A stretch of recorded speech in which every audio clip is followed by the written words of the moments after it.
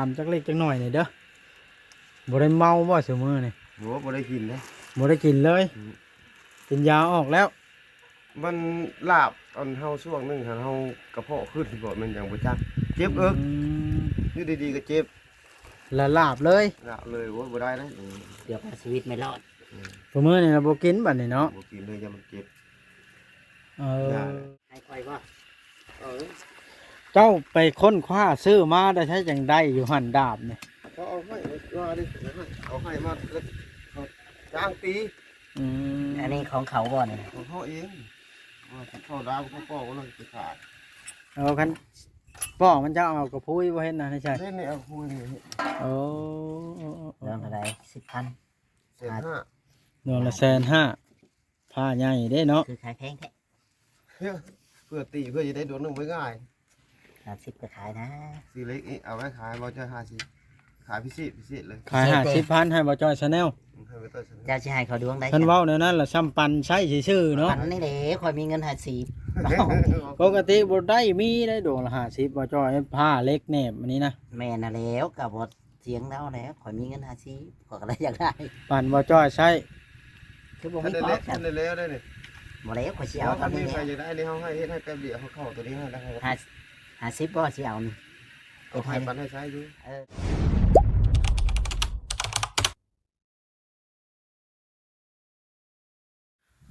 พี่น้อยโดยมื้อนี้ก็มีโอกาสได้เข้ามาทางนี้ก็เลยแวะเยี่ยมยามพ่อน้องไม้พี่น้องเอ้ยเปิดภาพขึ้นกับเพิ่นกินจังใดอยู่จังใดมาเบิ่งมาชมซะก่อนพี่น้อยตอนนี้ก็มาฮอดเทือนชานของเพิ่นเป็นที่เรียบร้อยแล้วอันนี้พอจอยชาแนลลมอยู่สบายดีสบายดีน้องอ่อนิ้วบ่นี่โอ้ผมยาวแท้นี่เฮ็ดหยังอันนี้คือว่าเฮ็ดหัวคักแท้นี่แล้วบ่ให้ไก่เข้าซ้ำปลูกผักขุดหยังจะคุมใหญ่แท้นะขุดไว้เฮ็ดห้องน้ำขุดไว้เฮ็ดห้องน้ำมีโครงการเฮ็ดห้องน้ำสมมุติว่าเฮิงไปมีเงินมีคำเขาบ่ได้ขุดขุดไว้ซื่อๆดอกกันนานได้เฮ็ดก็เอาปลามาปล่อยใช้คนน้อยเป็นหยังอันนี้อุ้ยไม้กินตามเบิ่งไม้กินไปตามโดดตามอย่างอ๋อเป็นจังไดซุมื้อนี่สำบายดีสบายดีอยู่พาลูกพาเต้ากินข้าวอย่างน้อมาเนี่ยปลาโอ้ปลาเขาลูกเคยเอาปลาให้ตัวเคยใช้เอาผัวลงมาเลยผัวน้องใหม่กูมื้อนี่เพิ่นก็อยู่บ้านนี่บ่เขาไปที่งานอยู่สวัสดิ์คนบ้านเดียวกันดิเพิ่นไปมาบ่ไปมาที่ทำมือเขามาเลยเขาไปอีกมาได้มือ1 2 มือเขาไปอีกเลยเพิ่นโอ้พอได้พาเฮ็ดงานพาน้องใหม่เฮ็ดงานเนาะเฮ็ดงานอย่างเฮ็ดงานกล้องบ่เจ้าเราเอาลานตลอดเจ้าตลอดน้องเทน้องน้ำดิอยู่เฮือนนี่นะเดี๋ยวนี้นะอยู่เฮือนนี่ไปบุญหมดคืนเลยน้องยังไปบนไปพิศอบมัดว้าโหดีลีอ้าวสีปุ๊กออกอีกบ่นะหรือว่าไงนะต่อออกมาเสียให้กว้างโอ้โดยเดี๋ยวได้พอขอถามจักเล็กจักหน่อยหน่อยเด้อบ่ได้เมาบ่ซุมื้อนี่โหบ่ได้กินนะบ่ได้กินเลยกินยาออกแล้วมันลาบตอนเฮาช่วงนึงเฮากระเพาะขึ้นบ่มันยังบ่จักเจ็บเอิกอยู่ดีๆก็เจ็บละลาบเลยลาบเลยบ่ได้นะเดี๋ยวชีวิตไม่รอดมื้อนี่เราบ่กินบัดนี้เนาะบ่กินเลยอย่ามันเจ็บบ่ได้กินแต่หึงเลยตื่นมาก็บ่ได้ไปเล่นทางใดบ่ไปทางไหนได้อยู่น้ำลานนี่เลยอยู่แต่น้ำลานในเฮือนนี่น้ำหยังก็แก๊กนี่โอ้ตัวน้องเพิ่นอาการนักไม่กินมันแค่เบิกแค่ตีก็จะเป็นอย่างน่ะหลังตีนี่แม่นคนเป็นไข่เอาต้มบ่บ่นะบ่ได้ไข่เลยให้ต้มหลายใส่ไม่กินแต่มันไปเอาไปอยู่เซฟมันกินนะมันเข้าไปตามดอดไม้ทางของมันไม่กินคนเข้าไปจากย่านก็ต้องไม่กินคนเอาไม้จากเอาไม้นั่นน่ะ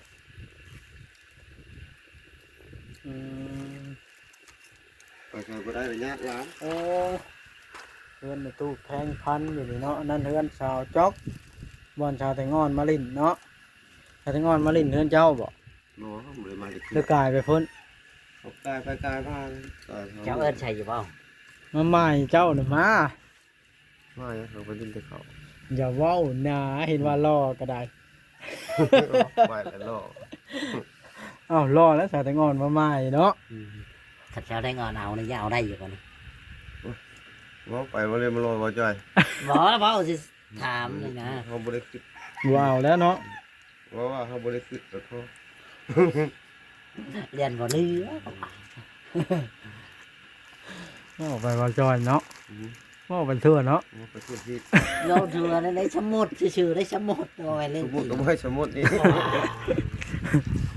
นั่นเอง พอยบ่ได้มาเยี่ยมยามแต่เฮิงก็เลยเข้ามาเยี่ยมเบิ่งเห็นดอกอยู่จังใดกินจังใดคุมื้อนี่บายดีอยู่เนาะ อยู่แบบนี้เลย บ่ได้ไปหาทานหมอบ่นี่ บ่ได้มีแต่ลาวมาลินนะ แล้วยังมาเล่นน้ำเจ้านี่ ย่างมาลินนะแล้วเพื่อนเราก็มาลินน้ำ ไม่ได้ถือเหล้ามากอกพร้อมบ่ หมดแล้วเราย่างมาลินเล็กๆแล้วเราก็หมด เอาเรื่องผู้สาวนี่บ่ เขาเรื่องสภาพกายของเราแล้ว คิดว่าสิมาคุยกันเรื่องไปจีบผู้สาวดอก อ๋ออันค่อยซื้อให้อันนั้นยังใช้ได้อยู่ ใช่ได้ข้าวท่านมดเลยนะ อันนี้ได้ ยังท่านมดข้าวจะหลุดเลย เครื่องเป่าเนาะเครื่องเป่าบ่าวจอยมันดูดบ่ได้ได้รุ่นนี่เนาะมันดูดบ่ได้บ่รุ่นนี่ดูดกี่ฝนนะได้แต่เป่าเนาะ ได้แต่เป้า อืมโอ้ผ้าคือได้ลายดวงแท้นี่ ให้ค่อยบ่ เออ เจ้าไปค้นคว้าซื้อมาได้ใช้จังได้อยู่หันดาบนี่ เขาเอาให้ว่าดิเอาให้มาแล้วเขาจ้างตี อืม อันนี้ของเขาบ่นี่ ของเขาเองว่าเขาดาวเขาป้อกว่าเราจะขาด เอาคันป้อมันจะเอากระพุ้ยบ่เห็นนะนี่ใช่ เล่นนี่เอาคุยนี่ โอ้ เรื่องอะไร10,000 เศษห้า เงินละ150,000ผ้าใหญ่เด้เนาะ คือขายแพงแท้ เพื่อตีเพื่อจะได้โดนหนึ่งไว้ง่าย 50ก็ขายนะ สีเล็กนี่เอาไว้ขายบอลจะ50ขายพิเศษเลย ขาย50,000ให้บ่จอยชาแนล ให้ไปต่อฉัน เจ้าสิให้เขาดวงได้ ท่านเว้าแนวนั้นล่ะซ้ำปันใช้ซื่อๆเนาะ ปันนี่แหละข่อยมีเงิน50 ปกติบ่ได้มีได้ดวงละ50บ่จอยผ้าเล็กแหนบอันนี้นะ แม่น่ะแล้วก็บ่เสียงแล้วแล้วข่อยมีเงิน50ข่อยก็เลยอยากได้ ปันบ่จอยใช้ คือบ่ ท่าน มี ได้ พอ เล็ก กั ท่าน นได้แล้วได้เนี่ย บ่แล้วข่อยสิ เอา เอาตอ ถ้าน มี นี้ ใครจะได้นี่เขาให้เฮ็ดให้แป๊บเดียวเขาเข้าตัวนี้ให้แล้วเขา 50บ่สิเอานี่ เอาให้ปันให้ใช้ดู ได้ยาปันให้ก็สิเอาดวงหนึงสิซื้อซอง ยังลบทุนลาวอยู่เด้อหาค่าไร่ค่าแฮงยังบ่คุ้ม มันบ่คุ้มอันนี้ก็ขอ ซื้อเล็กก็ยังกว่าแล้ว50เนาะ ลูกก็ให้เอา เราให้อยู่ดิ น้ำใจ หัก น้ำ แพง ใจ บ่ จาก จอย เรา เนาะ ตอนนั้น ข่อยได้แล้วข่อยดวงหนึงกับมีดดวงหนึงนำลาวนะ เฮ็ดให้ได้กว่าฉัน เดียวบอก เอาแล้วอันหนึง เบิ่ง เอาดวงไหนล่ะคือกันแล้ววะเนาะ บ่จอยเจ้ามาละได้ทั้งผ้าเนาะนี่ ได้ถึงผ้าไปแล้วขอได้ นี่เข้นท่อเข้นนั่นพาเล็กก่อน50เลย เขามาเค้นให้นะ เอามาเข้น 50บ่เจ้าเอา 50 มีเฉยผู้มาเค้นเนาะ นี่ตัวนี้ก็เขาใช้เฮ็ดมีคือของเจ้านะ นี่ได้ เฮ็ดมี 50อีกบ่นี่ก็ได้ 50 เล็กอันนี้นี่บ่เล็กอันนี้นี่ อ๋อ บ่ ผู้สาวได้นี่เนาะ สาวใช้นั่น กับผู้สาวบ้านเฮาเนี่ยนะ อ่า เขาพาไปตรงนั้นละ ไผเนี่ย เขาป้อมันก็เขาทางครับ เข้าไปในขอได้ชำขอได้นี่บ่ได้ว่าอันอย่าว่าจังซั่นจังซี่เด้ สร้างเป็นอลีอันนี้บ่าว เฮ็ดขนมผ้านี่รู้มัน บ่าวจ้อยนี่ได้ซื้อมีดแล้วบาดนี้ถึกแล้วหลอกขายให้แล้ว เราหยอกว่าจ้อย ดีแล้วได้50ว่าจ้อยเจ้าซื้อใส่บ่ได้ได้ บ่ได้แล้ว เพราะว่ามันเขาเลาะขายนี่ลงละ200,000 150,000บัดมีดจะเขาเอาเล็กหยังเฮ็ดอันนี้เขาเห็นอยู่แล้วว่าเราเอาเล็กหยังนี่ นั่นแม่น มีแต่เล็กของแท้ๆนี่ นี่เฮ็ดให้ค่อยเป็นเบิดนี่ลงละแสนค่อยสิซื้อนี่ บ่ได้ นะตีใหญ่ๆแบบนี้นะ เดี๋ยวเขาเสียงก็ยังเฮ็ดบ่ได้ มันตีจะละเฮ็ดด้ามยาวๆให้ค่อยตัวนี้ค่อยสิเอาอยู่นี่ดาบตัวนี้ตีเบิดนี่เฮ็ดใหญ่ๆเฮ็ด ละ เฮ็ดมีดโต้นะ สองมือบ่ พันสองมือก็จะไปทางหญ้า ค่อยว่ามันสิหมดบ่หมด อันไหน อันธาตุมันนี่ มันก็บ่เบิดแล้วใช่ เนาะ 4-5 ปีแค่นั้นมันเบิดทานน่ะนะ เถิงเนาะ อ่า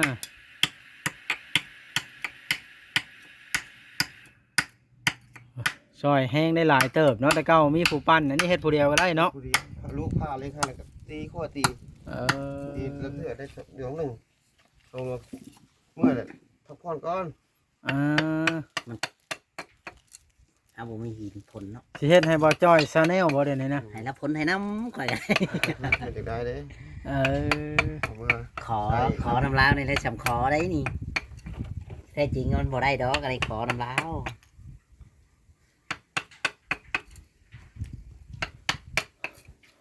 นอนในเทิงเบัดสองบ่เดี๋ยวนี้ลูกชายนะ ผู้หนึงไปได้ มื้อนึงไปเล่นแล้ว คุบอะไร โอ้ หาเช้าเนาะ ไปจักเขาไปก้นมันซอยหมู่เขาบ่ หมอได้ไปนะ หมู่ที่ ไปให้ได้หมอน้ำอยู่เทิงนี่ หมู่นั้นบ่ได้ไปใช้ดอกหมู่นั้น เอา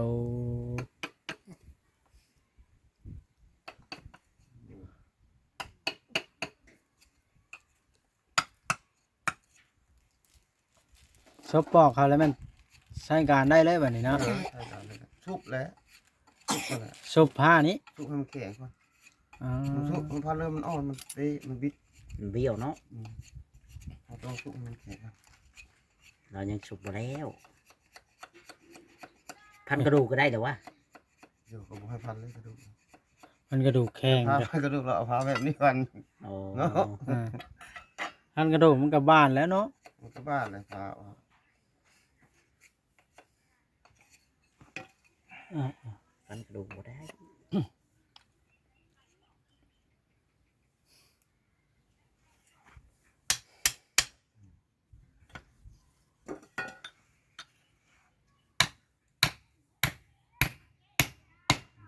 เรียบร้อย เรียบร้อย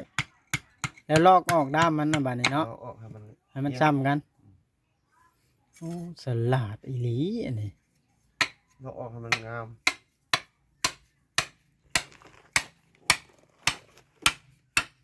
แป๊บเดียวเจ้าเห็ดเนาะบัดตามนี่เอา มันมีครบหมดเลยเด้เครื่องมันครบหมด บัดตามนี่เอากระไพมาทับตามใช่หรือเปล่า อืม กระไพห้างนั่นแน่นบอลตัวนั้นนะ ไฟห้างแล้ว แน่นแห้งตัวนั้นเนาะ ตรงนั้นแน่แท้ เออ มันไม่ได้เอานั่นน่ะตา อืม เดี๋ยวมาเอาขี้สูตรเอาไปใช่ไหม บ่ ขี้พวงบ่ บ่มีหยังซ้ำกระไพห้าง มันบ่มี บ่จ้อย ที่ข้างบ่มี อ๋อ กี่ครั้งกับกระไพห้างมันก็เอาเดียวกันแล้ว ความแข็งนะบ่สู้กระไพห้างซ้ มีแต่กับไผ่ อืม คันช่วงนั้นช่วงนึงคันว่ามันมีแผ่นอันนั้นเด้เป็นซีดีนะ ำแผ่นที่ดีก็ได้บ่ ได้นะเพราะว่าเหนียวคืออย่าง อืม แผ่นที่ดี เบิ่งนั้นมันถือคนน้อยเด้ อย่าออกไม่เหนียว อยู่ใกล้ประตูแท้ยันประตูป๊อบว่ะ มาจ้อยสิซื้อผ้าบ่เด้นี่ ซื้อผ้า อืม มาซื้อผ้าน้ำลาวพอได้พันมี เจ้าสิไปพันหยังบ่จ้อยเอ้าบอกข่อย เอา หน่อ ไว้ ยว่า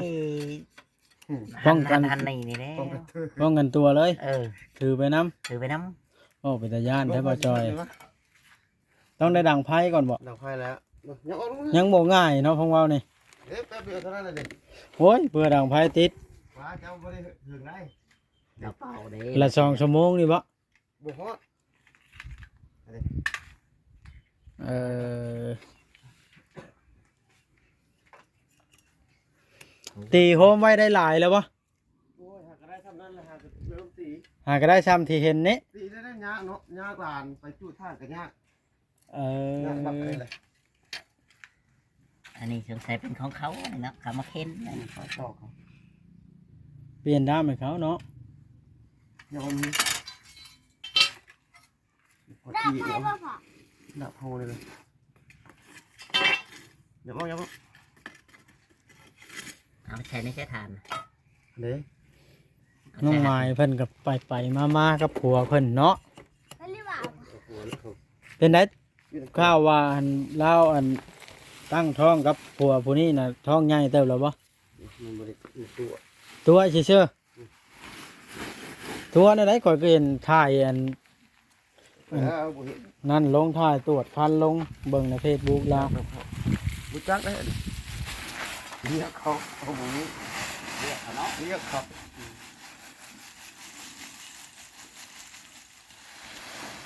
มันยังเอามาทอกใช่ว่านั่นล่ะคิดว่าสิติดรถบ่แผนเจ้านะ บ่ติดแล้วเขาก็บ่เป้าคันเขาบ่เป้า ต้องเบิ่งเนาะ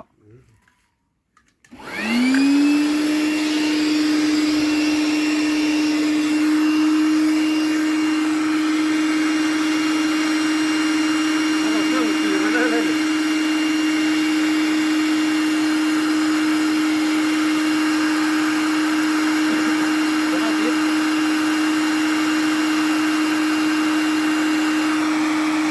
แป๊บเดียวเท่านั้นติดเนาะ บ่ธรรมดา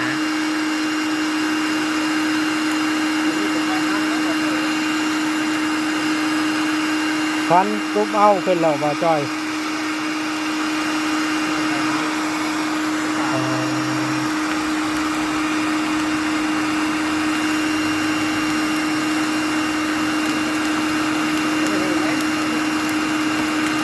เอ้าใครเล่นจะปล่อย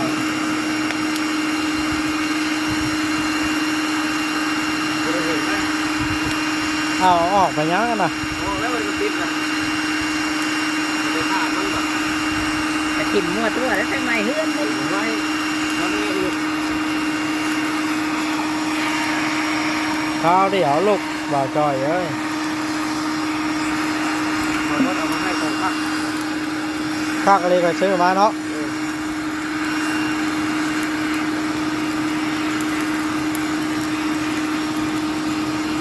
นี่ก็ แหงกับถอยเอาดิ เจ้ากับปั๊บแล้วรับมันบ่ได้เว้ยจ้ะ เรียกมานี่ ปกติมีเนี่ยปั๊บแล้วรับมันได้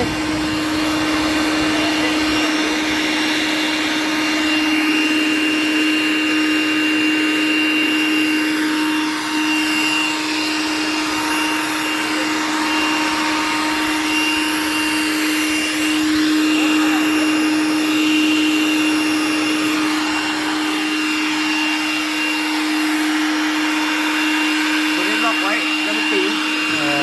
อ ถ้าล็อกไว้ยังตี ลมแห้งขนาดเนาะก็ไปหาเอาลูกไก่นี่นะ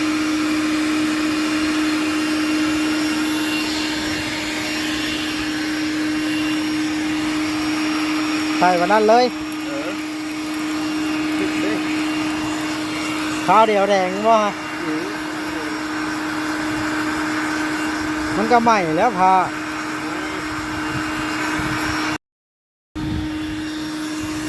เราสุกเรียบร้อย แดงจะให้บ่เอ้าคือประจุมเบิดพา แล้วมันก็เลี้ยวเลย ฮะ มันบิดเลย ให้มันแดงกว่านี้เนี่ย อย่าเล่นสร้างผ้าก็บอกจอย ขามันยังบ่หมดครับแดงกว่านี้ก็ได้หรอ